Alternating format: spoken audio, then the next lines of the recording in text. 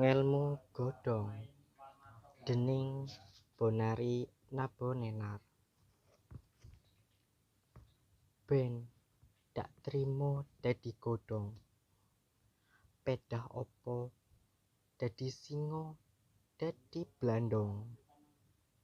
Srengenge gosong, wis ilang rembulan moblong.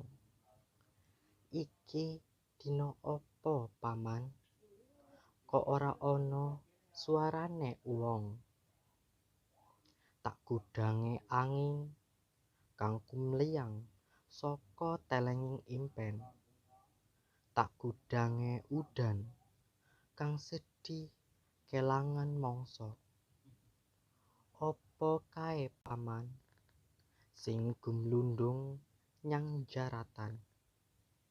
Ben tak trimo dadi godhong, ora melu ombyake wong